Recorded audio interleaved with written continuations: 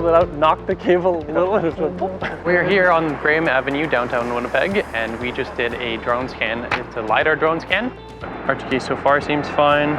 So we're picking up the data on the terrain here, as well as some of the building sides and roofs and stuff like that. This is for the educational purposes training that Manitoba Construction Sector Council is working towards in reference to the drone training that's upcoming. All right, prepare for takeoff.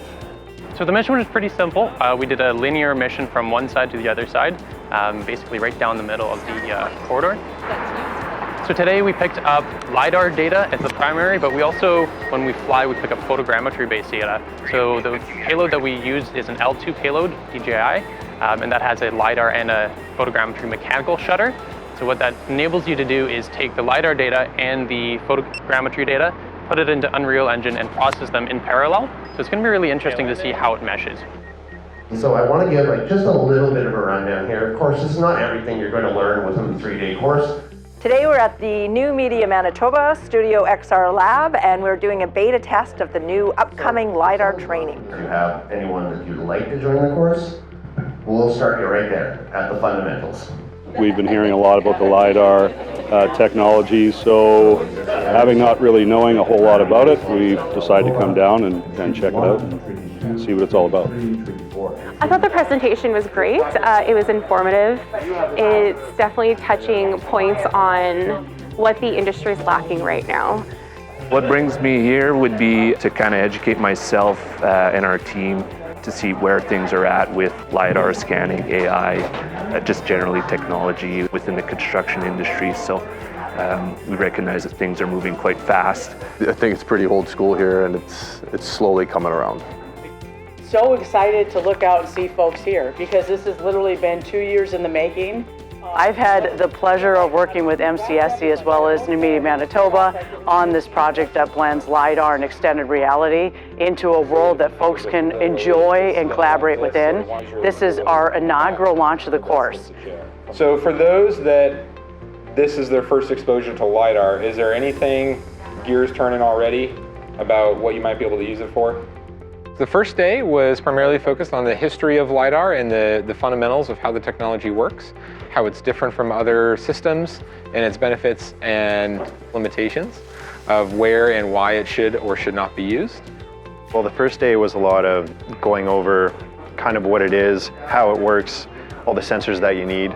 And then the second day we went out in the field, got to fly the drone, see how it collects the data in real time.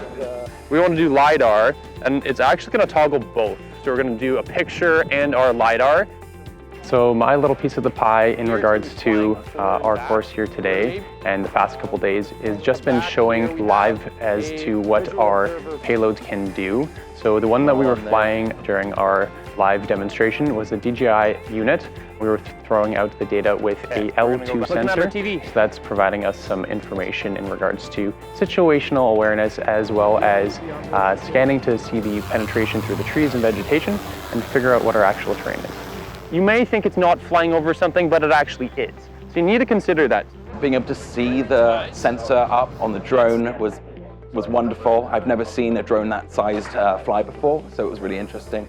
And then being able to come back and see in the classroom what that data looks like. One of the things actually out in the field I was really impressed by was that the technology has come to a stage where you can actually see the point cloud in real time as it's being produced to make sure that you're covering all the aspects of the points of interest in real time. I think that's incredible. I didn't realize that computing had come that far. I hope you had an absolutely fabulous flight with the fabulous Aaron this morning.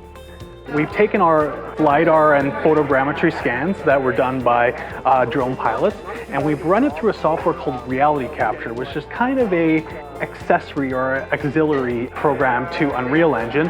And what it does is it will take all those complex data sets and crunch it down into what's called a polygonal mesh that then loads very easily into Unreal Engine. And then that's actually how we can start to really gamify things. So Aaron went and scanned this a couple months ago. It's not super perfect or anything, but the texturing, especially on the front of the dam, actually turned out quite well. I am familiar with Epic and the games as well that they make, like League of Legends and whatnot, so, and also Fortnite as well. So having to also have that gaming interface as well has been, as the Gen Z would say, very cool. So it's been really, really cool. Yeah. What I didn't expect coming into this is the portion where they all of a sudden threw Epic Games at us and say, hey, this is what they used with creating games like Fortnite. My kids play Fortnite at home all the time and I always see it. I sometimes in the past have played with them a little bit, but sitting down here and all of a sudden seeing Epic Games, oh, I know that. This has been a very exciting 3-day journey, honestly, on how technology, especially with drone service, will be able to not just make processes easier, but redefine what it is in terms of technology in the construction industry. Because I found...